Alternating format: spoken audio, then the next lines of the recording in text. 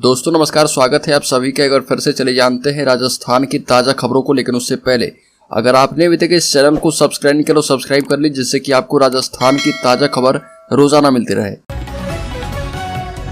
सबसे पहली बड़ी खबर, राजस्थान में सियासी दंगल अभी एक तरफा है। पीएम मोदी की 11 सभाएं हो चुकी है।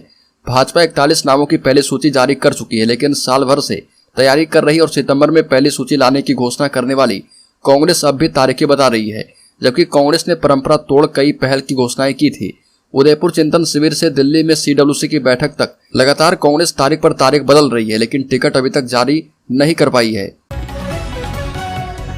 बल्कि बीजेपी ने मुख्यमंत्री अशोक गहलोत पर आचार संहिता के उल्लंघन का आरोप लगाया। बीजेपी के पूर्व प्रदेशाध्यक्ष अरुण चतुर्वेदी ने कहा कि मुख्यमंत्री अशोक गहलोत राजनीतिक बैठकों में भी सरकारी स्टाफ को उपयोग में ले रहे, जबकि चुनाव आयोग का सीधा निर्देश है कि कोई भी मंत्री राजनीतिक काम के लिए सरकारी स्टाफ का इस्तेमाल नहीं कर सकता है।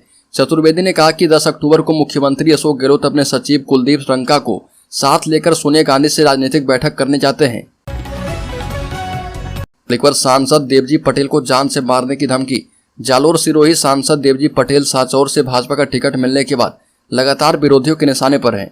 पथमेड़ा में गो पूजन से लौटते समय रास्ते में उन्हें काले झंडे दिखाए गए, उनकी गाड़ी पर पथराव किया गया। इसके बाद रात को एक अज्ञात व्यक्ति ने फोन करके सांसद को जान से मारने की धमकी दी। सांसद ने घटना को लेकर साचौर थाने में शिकायत की है। बड़ीखबर, बागी नेताओं के सहारे बीजेपी को जीत का भरोसा। सीपी जोशी ने कहा कि कांग्रेस का जाना तय है। राजस्थान में जब से भारतीय जनता पार्टी ने विधानसभा चुनाव के लिए अपने उम्मीदवारों के नामों की घोषणा की है, तभी से पार्टी कार्यकर्ता विरोध पर उतर आए हैं। उनका कहना है कि पार्टी ने काबिल लोगों को नजरअंदाज करते हुए उन बागी नेताओं को टिकट दे दिए हैं, जिनकी वजह से बीजेपी को कभी हार का सामना करना पड़ा था। अपनी इसी बात का विरोध जताने के लिए बीजेपी कार्यकर्ता अब राजस्थान के कई जिलों से जयपुर पहुंचने लगे हैं, और ऐसे में बीजेपी प्रदेशाध्यक्ष सीपी जोशी ने मीडिया के सामने इस पूरे मामले पर बयान देते हुए बड़ा दावा किया है। बड़ी खबर, जयपुर समेत 6 जगहों पर ईडी की छापेमारी। मुख्यमंत्री गहलोत के करीबियों पर भी कसा शिकंजा। राजस्थान के डूंगरपुर जिले में ईडी की टीम छापेमारी कर रही है। जिस घर पर रेड जारी है वो राजस्थान के मुख्यमंत्री अशोक गहलोत के रिश्तेदार दिनेश खोड़निया और अशोक जैन का है।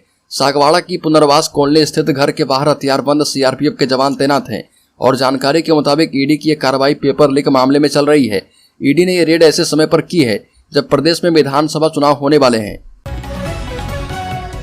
बड़ी खबर, 8 ग्राम पंचायतों में विरोध अभी जारी। ग्राम पंचायतों को भीलवाड़ा में रखने की मांग जारी।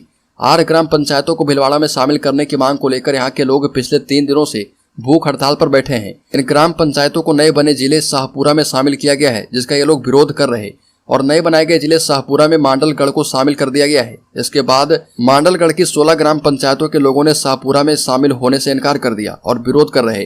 काफी विरोध के बाद कुछ दिनों पहले सरकार ने 8 ग्राम पंचायतों को भीलवाड़ा में शामिल कर दिया, लेकिन काछोला, राजगढ़, सरथला, धलकला, जस्सू जी का खेड़ा, झंझोला, जालिंदरी, मांगटला ग्राम पंचायत को शाहपुरा में ही रखा गया है। बल्कि उपनेता प्रतिपक्ष पूनिया ने कहा कि टिकट पार्टी का प्रिविलेज। उपनेता प्रतिपक्ष ने कहा कि भारतीय जनता पार्टी टिकट वितरण का कोई सेट फिनोमिना नहीं रखती है और उनका उद्देश्य सिर्फ जीतना होता है। उपनेता प्रतिपक्ष एवं भारतीय जनता पार्टी के पूर्व प्रदेशाध्यक्ष डॉक्टर सतीश पूनिया ने कहा कि टिकट वितरण किसी भी पार्टी का प्रिविलेज है। उन्होंने पार्टी की पहले सूची में 7 सांसदों को टिकट के सवाल पर कहा कि टिकट देने का कोई सेट फिनोमिना नहीं है।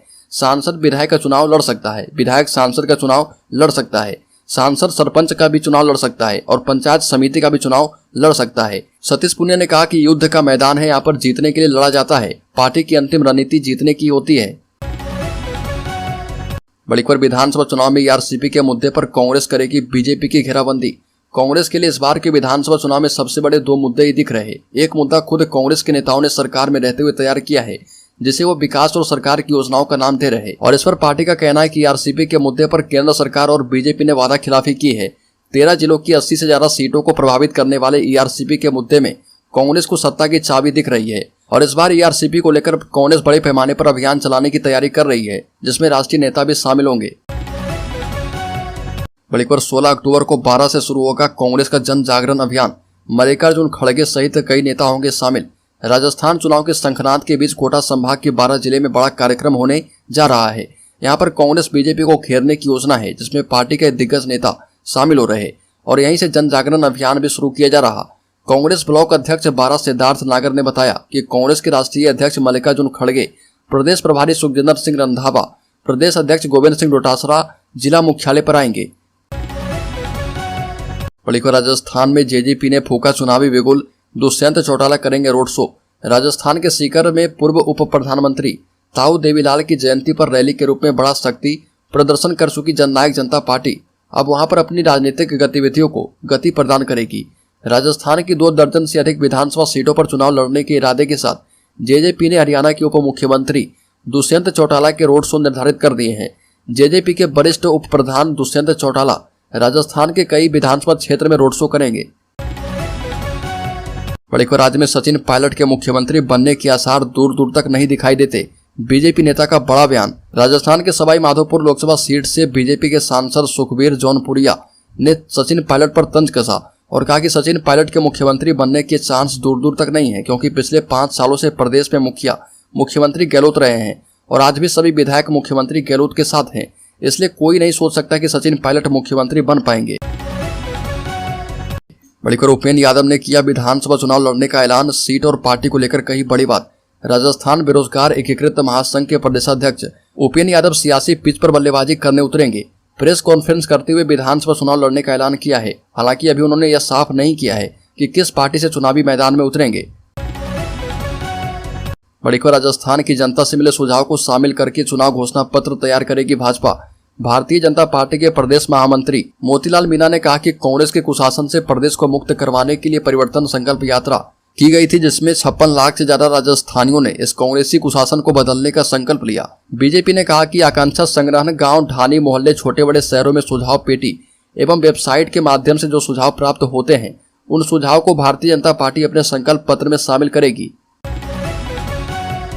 गहलोत के बाटे मोबाइल में अब भी लगी है फोटो, बीजेपी चुनाव आयोग पहुंची, कहा कि फोटो हटवाए जाए। प्रदेश में 9 अक्टूबर को चुनाव की तारीखों की घोषणा होते ही चुनावी आचार संहिता लागू हो गई है।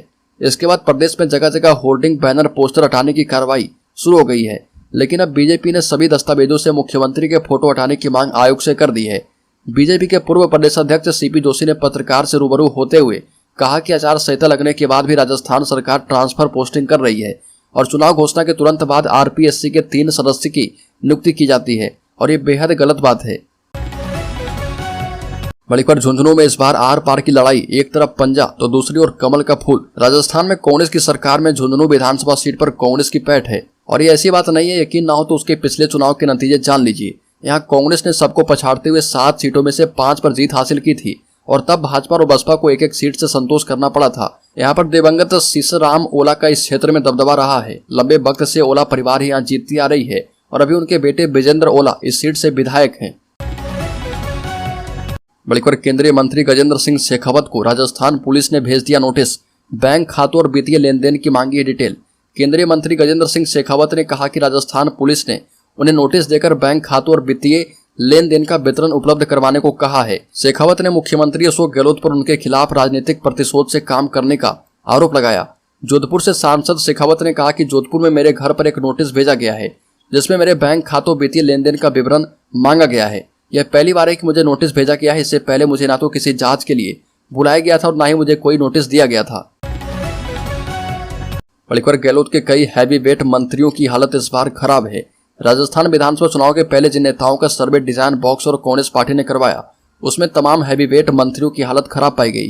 पिछले 3 महीने से सर्वे चल रहा और प्रदेश की सभी 200 विधानसभा सीट पर सर्वे हुआ है और 50% से ज्यादा मंत्री विधायकों को लेकर एंटी इनकम्बेंसी सामने आई है। सबसे पहले नाम है शांति धारीवाल का और वह प्रदेश के यूडीएस मिनिस्टर हैं। दूसरा नाम है बीडी कल्ला का और उनकी भी उम्र काफी हो गई है।